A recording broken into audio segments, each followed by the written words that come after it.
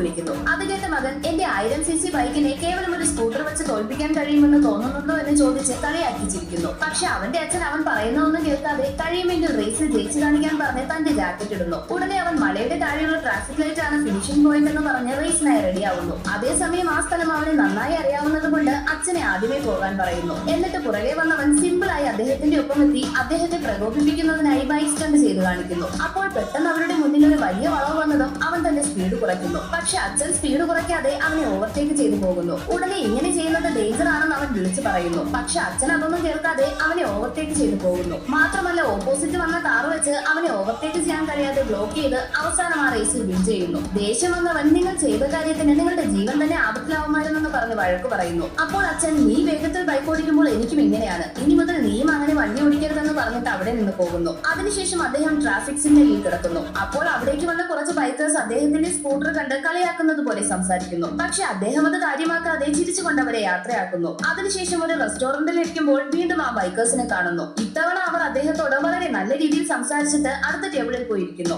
അപ്പോൾ പെട്ടെന്ന് അവിടേക്ക് വലിയൊരു ഗാങ്സ്റ്ററിന്റെ കാറുകൾ വരുന്നു. അത് കണ്ട ബൈക്കേഴ്സ് ഈ ഗ്യാങ് എന്തിനാണ് ഇവിടേക്ക് വരുന്നതെന്ന് വിചാരിച്ച് കൺഫ്യൂസ് ആയിരിക്കുന്നു. അതേസമയം കാറിൽ നിന്ന് പുറത്തു വന്നവർ ഇദ്ദേഹത്തിന്റെ അടുത്തേക്ക് വന്ന് നിൽക്കുന്നു. നോക്കുമ്പോൾ അതിനുശേഷമാണ് മനസ്സിലാവുന്നത് ആ ഗാങ്സ്റ്റർ അദ്ദേഹമാണ്. അതറിഞ്ഞ ബൈക്കേഴ്സ് പേടിക്കാൻ തുടങ്ങുന്നു. പക്ഷെ ആ ഗാങ്സ്റ്റർ വളരെ നല്ല രീതിയിൽ ഫ്രണ്ട്ലി ആയി തന്നെ അവരോട് യാത്ര പറഞ്ഞു പോകുന്നു.